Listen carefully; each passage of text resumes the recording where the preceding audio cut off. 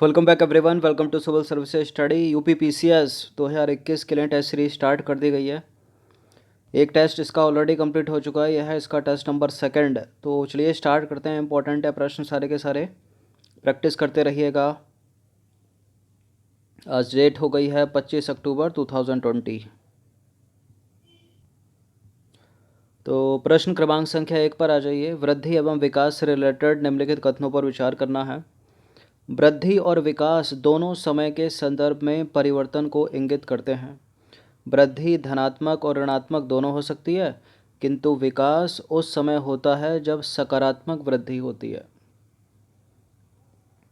पूछे जाते हैं इस तरह के प्रश्न पीसीएस की परीक्षा में। करेक्ट है दोनों के दोनों स्टेटमेंट, सही पूछा है, सी है इसका आंसर।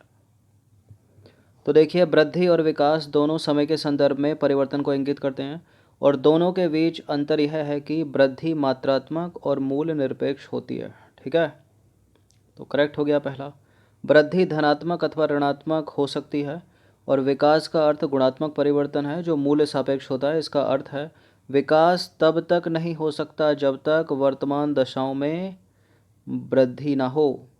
विकास उस समय होता है जब गुणात्मकता में सकारात्मक परिवर्तन होता है। इसको यदि एक एग्जाम्पल के तौर पर समझे तो किसी निश्चित समावधि में यदि किसी नगर की जनसंख्या 1 लाख से 2 लाख हो जाती है तो हम कहते हैं कि नगर की जनसंख्या में वृद्धि हो गई है। देखिए, फिर भी यदि आवास जैसी सुविधाएं या मूलभूत सेवाओं की व्यवस्था तथा अन्य विशेषताएं पहले की जैसी हैं, मतलब जनसंख्या 1 की 2 हो गई लेकिन जो सारी चीज़ें पहले थी वो अभी भी बनी हुई हैं, तब इस वृद्धि के साथ जो है विकास नहीं हुआ है, विकास का जुड़ाव इससे नहीं हुआ है। ठीक है, केवल वृद्धि ही हुई, विकास नहीं हुआ। अगर ये सब चीज़ भी डबल हो जाती या ट्रिपल हो जाती, सुविधाएं, मूलभूत सेवाओं की व्यवस्था, अन्य विशेषताएं, तब क्या है, विकास हुआ है। अगर ट्रिपल हो जाती तो पुरजोर विकास हुआ है।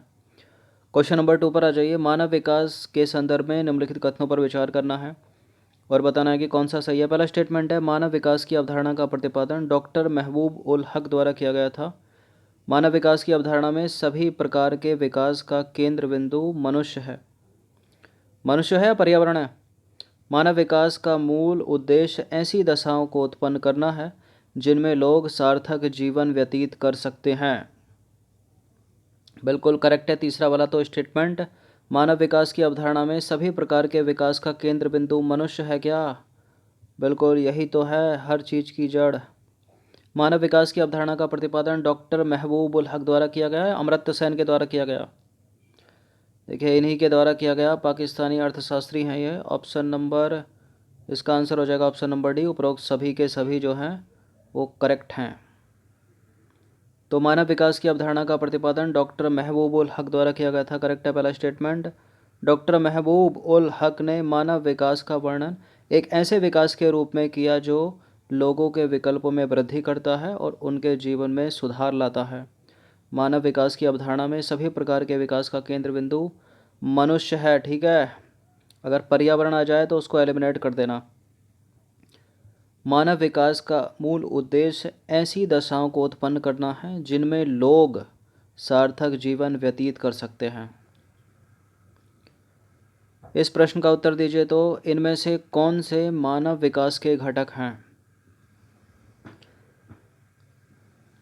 ह्यूमन डेवलपमेंट के कौन से घटक हैं इसमें? समता तो है, सतत पोषणीयता भी है, प्रोडक्टिविटी होगी तभी तो कुछ होगा, सशक्तिकरण, सारे के सारे हो गए ये तो। उपरोक्त सभी, ऑप्शन नंबर डी है इसका आंसर। निम्नलिखित में से कौन सा एक डेवलपमेंट का सर्वोत्तम वर्णन करता है? विकास का सर्वोत्तम वर्णन कौन करता है इसमें? आकार में वृद्धि, गुण में साधारण वृद्धि, गुण में धनात्मक वृद्धि या आकार में स्थिरता? देखिए, ए तो होगा नहीं, ना ही होगा इसका डी, इसका होगा ऑप्शन नंबर सी, गुण में धनात्मक वृद्धि। तो विकास उस समय होता है जब सकारात्मक वृद्धि होती है। ठीक है, तथापि सकारात्मक वृद्धि से सदैव विकास नहीं होता। विकास उस समय होता है जब गुणात्मकता में सकारात्मक परिवर्तन होता है। उदाहरण के तौर पर हम समझेंगे, वही वाला एग्जाम्पल लेंगे जो पहले लिया था। किसी निश्चित समयावधि में यदि किसी नगर की जनसंख्या 1 लाख से 2 लाख हो जाती है तो हम कह सकते हैं कि जनसंख्या, नगर की जनसंख्या जो है वो बढ़ गई है, वृद्धि हो गई है उसमें। फिर भी यदि आवास जैसी सुविधाएं, मूलभूत सेवाओं की व्यवस्था, अन्य विशेषताएं पहले की जैसी रहती हैं तो इस वृद्धि के साथ विकास नहीं जुड़ा हुआ है। ठीक है। निम्नलिखित में से कौन से मानव विकास के उपागम है? आय उपागम, कल्याण उपागम, क्षमता उपागम, आधारभूत आवश्यकता उपागम। मानव विकास के उपागम कौन कौन हैं? आय उपागम है, कल्याण उपागम भी है, क्षमता उपागम भी है, आधारभूत आवश्यकता उपागम भी है। तो सारे के सारे हो गए। उपरोक्त डी है इसका आंसर, सीधे सीधे याद रखिएगा। निम्नलिखित में से कौन मानव विकास रिपोर्ट, ह्यूमन डेवलपमेंट रिपोर्ट को प्रकाशित करता है? कौन प्रकाशित करता है ह्यूमन डेवलपमेंट रिपोर्ट को? विश्व आर्थिक मंच नहीं करता, वर्ल्ड बैंक नहीं करता, वो WTO नहीं करता, WHO नहीं करता, संयुक्त राष्ट्र विकास कार्यक्रम, United Nation Development Programme. Option number A है इसका आंसर। तो संयुक्त राष्ट्र पर्यावरण कार्यक्रम 1990 से हर साल प्रतिवर्ष मानव विकास रिपोर्ट को प्रकाशित करता आ रहा है। यह रिपोर्ट मानव विकास स्तर के अनुसार सभी सदस्य देशों की कोटि क्रमानुसार सूची उपलब्ध कराती है कि पहला कौन और अंतिम कौन। मानव विकास सूचकांक और गरीबी सूचकांक संयुक्त राष्ट्र विकास कार्यक्रम, यूनाइटेड नेशन डेवलपमेंट प्रोग्राम द्वारा प्रयुक्त मानव विकास मापक के सूचकांक हैं। तो गरीबी सूचकांक और मानव विकास सूचकांक कौन निकालता है इनको? UNDP। इस प्रश्न का उत्तर दीजिए। तो अर्थशास्त्र का नोबेल 2020 किस क्षेत्र में कार्य करने के लिए दिया गया है? नोबेल प्राइज़ मिल गए हैं 2020 के, घोषणा हो चुकी है उनकी। बिटकॉइंस की खोज के लिए नहीं, गलत है ये। वैश्विक गरीबी को कम करने के लिए तो 2019 का दिया गया था। वैश्विक भुखमरी पर लगाम लगाने के लिए नहीं है। नीलामी के सिद्धांत और नए नीलामी प्रारूपों के आविष्कार में सुधार के लिए दिया गया है। इन दो वैज्ञानिकों को अर्थशास्त्र का नोबेल 2020। तो देखिए, ये हैं पॉल मिलग्रॉम और ये हैं रॉबर्ट वी विल्सन।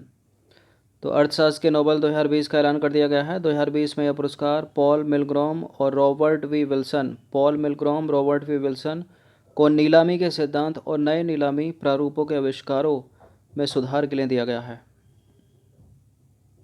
अब देखिए कुछ इतिहास देख लेते हैं नोबेल का।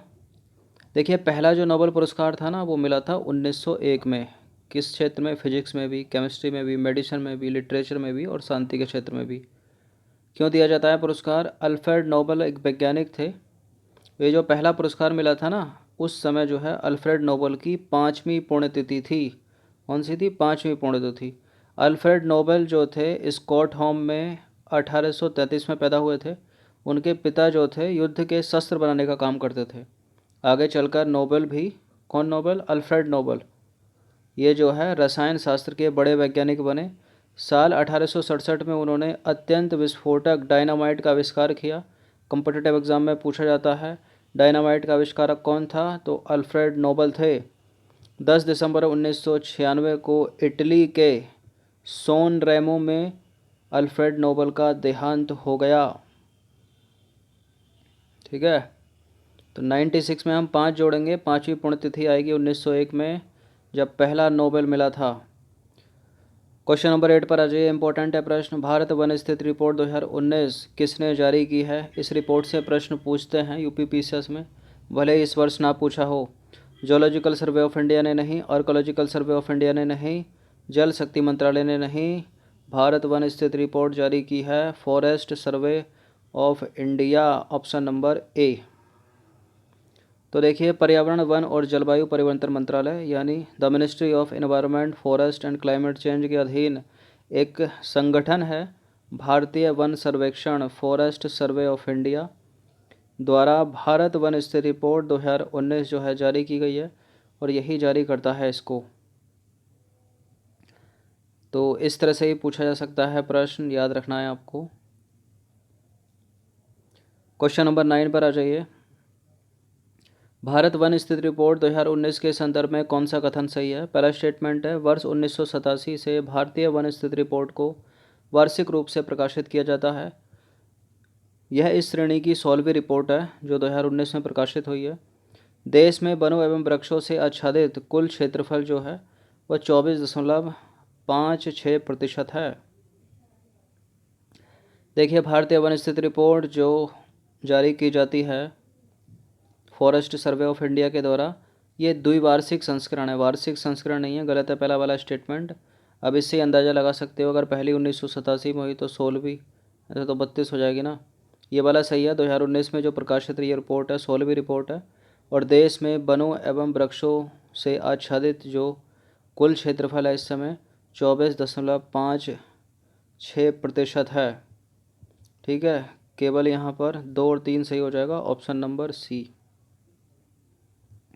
तो देखिए देश में वनों एवं वृक्षों से आच्छादित जो कुल क्षेत्रफल है वो कितना है, वो है कुल भौगोलिक क्षेत्रफल का 24.56%। ठीक है, और कुल भौगोलिक क्षेत्रफल का वनावरण क्षेत्र कितना है, 21.67%। और कुल भौगोलिक क्षेत्रफल का वृक्षावरण क्षेत्र कितना है, 2.89%। और वनाच्छादित क्षेत्रफल में वृद्धि कितनी हुई, 0.56% की। और वृक्षों से आच्छादित क्षेत्रफल में वृद्धि कितनी हुई, देखिए वन और वृक्ष दोनों अलग अलग करके निकाला गया है, 1.29%। वनावरण और वृक्षावरण क्षेत्रफल में जो कुल वृद्धि है वो कितनी हुई, अगर इन दोनों को जोड़ दिया जाए तो वो हुई है 0.65%। कितनी हुई है, वनावरण और वृक्षावरण में। ठीक है, नहीं जोड़ेंगे नहीं, वनावरण और वृक्षावरण में कुल वनावरण और वृक्षावरण क्षेत्रफल में जो कुल वृद्धि है वो 0.65% की है। तो इम्पॉर्टेंट है यहाँ पर पहला और दूसरा, इनसे अधिकतर प्रश्न बनते हैं, इनको याद रखिएगा। 24.56% और 21.67%। चलिए अब इससे इम्पोर्टेंट और बचे हुए सारे प्रश्नों को कवर कर लेते हैं इसी टेस्ट में। भारत वन स्थिति रिपोर्ट 2019 के संदर्भ में कौन सा सही है बताइए एक बार फिर से। सर्वाधिक वनावरण प्रतिशत वाला राज्य अरुणाचल प्रदेश है। सर्वाधिक वन क्षेत्रफल वाला राज्य जो है मध्य प्रदेश है। सर्वाधिक वन क्षेत्रफल में वृद्धि कर्नाटक में हुई है, बताइए कौन सा सही है।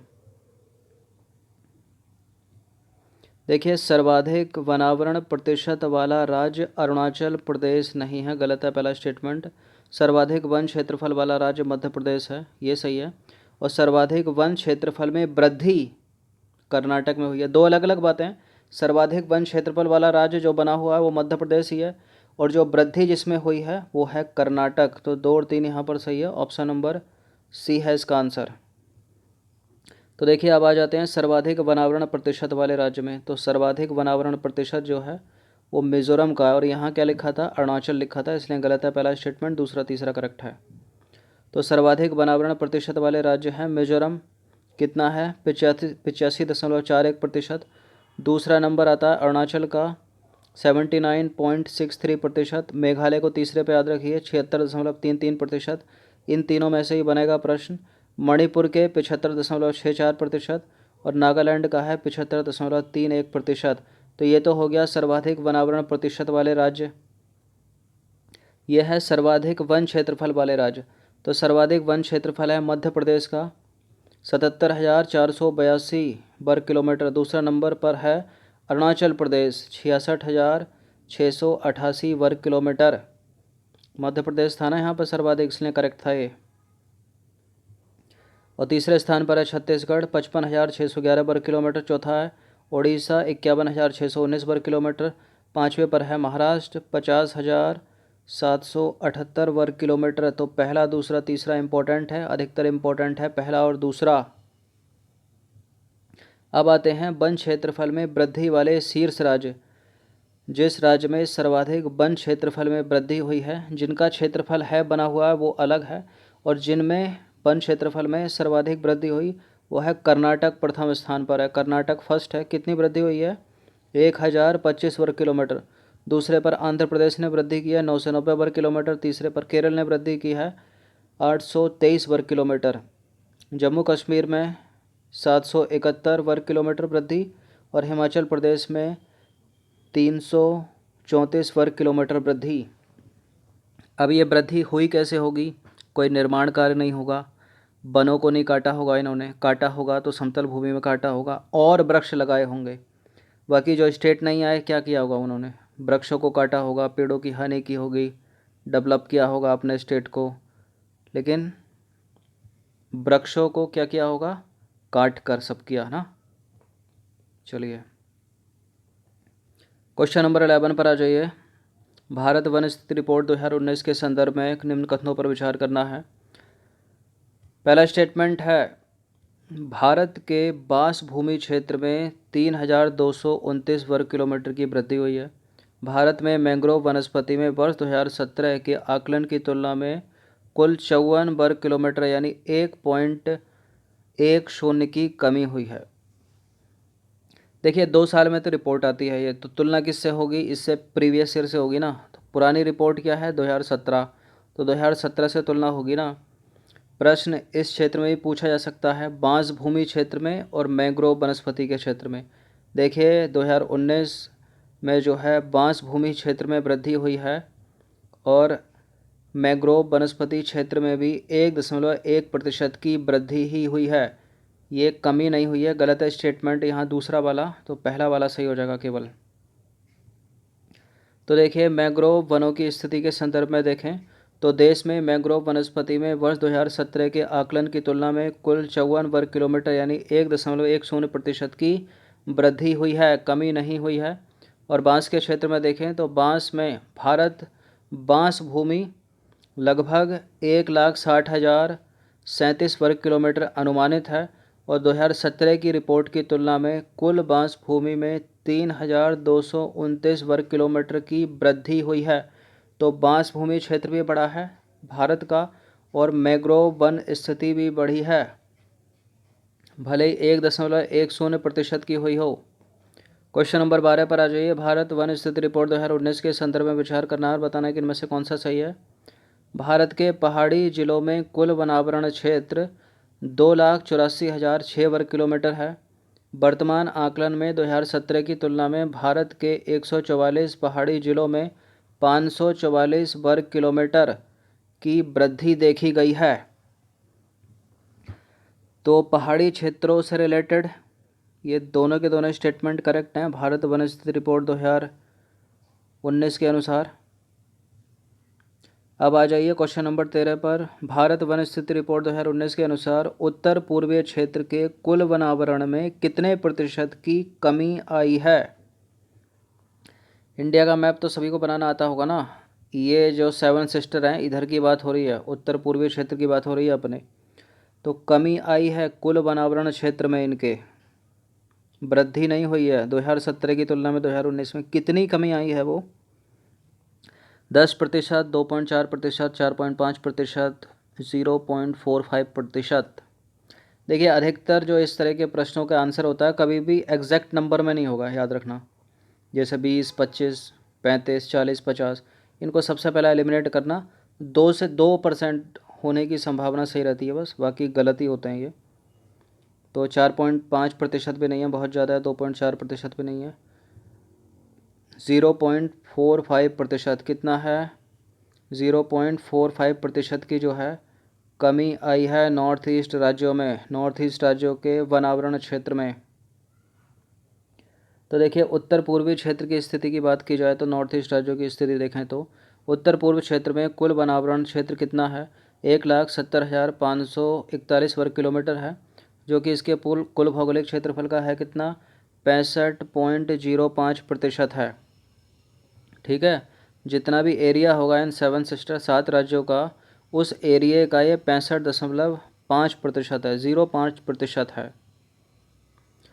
देखिए वर्तमान आकलन के अनुसार, मतलब वन स्थिति रिपोर्ट 2019 के अनुसार उत्तर पूर्वीय क्षेत्रों में कुल वनावरण क्षेत्र में 765 वर्ग किलोमीटर की कमी आई है। अगर परसेंटेज में देखें इसको तो 0.45% की कमी आई है। असम और त्रिपुरा को छोड़ दिया जाए तो बाकी सभी उत्तर पूर्वी राज्यों के वनावरण में कमी आई है। ठीक है, बाकी इतने कम हो गए कि उन्होंने टोटल का कम कर दिया। कितना कम कर दिया, 0.45%। और जो कमी नहीं आई तो असम में नहीं आई और त्रिपुरा में नहीं आई। क्वेश्चन नंबर 14 पर आ जाइए। भारत वन स्थिति रिपोर्ट 2019 के अनुसार भारत के कुल वनावरण का कितने प्रतिशत क्षेत्र वनों में लगने वाली आग से प्रभावित है? इस तरह का प्रश्न भी, वनों में लगने वाली आग बढ़ती जा रही है, ऑस्ट्रेलिया के जंगल जले, अमेज़न के जले उसके बाद, तो क्या है इसका उत्तर? देखिए एग्जैक्ट नंबर में आंसर नहीं होगा, अभी बताया था, ये गलत है दोनों के दोनों स्टेटमेंट। कितनी कमी आई है? 21.40%। ऑप्शन नंबर बी है इसका आंसर, याद रखिएगा। क्वेश्चन नंबर 15 पर आ जाइए। भारत वन स्थिति रिपोर्ट 2019 के अनुसार भारत में वनों पर ईंधन की लकड़ियों के लिए आश्रित राज्यों में कौन सा राज्य सर्वाधिक आश्रित राज्य है? ईंधन की लकड़ियों के लिए सर्वाधिक आश्रित राज्य कौन सा है भारत वन स्थिति रिपोर्ट 2019 के अनुसार? बिहार नहीं, मध्य प्रदेश भी नहीं है, उत्तर प्रदेश भी नहीं है, महाराष्ट्र है, महाराष्ट्र। ऑप्शन नंबर सी हो जाएगा इसका आंसर। तो देखिए ईंधन की लकड़ियों के लिए आश्रितता अगर देखें, भारत में वनों पर ईंधन की लकड़ियों के लिए आश्रित राज्यों में महाराष्ट्र सर्वाधिक आश्रित राज्य है। अगर चारे की बात की जाए, इमारती लकड़ी की बात की जाए और बांस पर सर्वाधिक आश्रित राज्य की बात की जाए तो मध्य प्रदेश है वो, ठीक है।